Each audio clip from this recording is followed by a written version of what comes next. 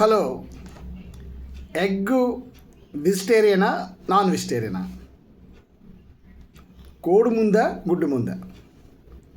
Different ఉంది కదా ఈరోజు టాపిక్. ఎగ్ వెజిటేరియనా నాన్ వెజిటేరియనా? మామూలుగా శాస్త్రీయంగా చెప్పుకోవాలంటే అది నాన్ వెజ్ అంటారు. కానీ టెక్నికల్గా అదే సైంటిఫిక్గా చెప్పాలంటే అది వెజిటేరియన్. వెజిటేరియన్ ఎలా అనుకుంటున్నారా అంటారా? అంటే ఎగ్ అనేది ఒక విత్తనం, అంటే సీడ్, అంటే ఫలదీకరణ చెందని గుడ్డు, అంటే గుడ్డు పిల్లగా మారితే అది నాన్ వెజ్, అంటే ఒక జంతువుని చంపి తినడం అవుతుంది అది.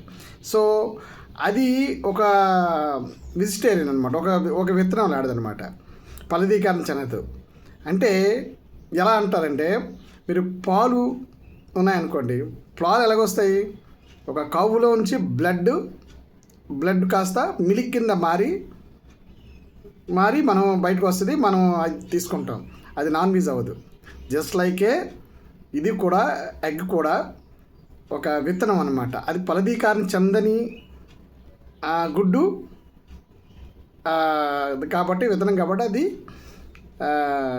వెజిటేరియన్ అయ్యింది. సరే, ఇందాక అనుకున్నాం కదా, గుడ్డు ముందా కోడి ముందా అని. కోడే ముందండి. ఎందుకంటే గుడ్డు పెట్టడానికి ముందు కోడి ఉండాలి. సో అందువల్ల కోడే ముందు. ఓకేనా? బాయ్.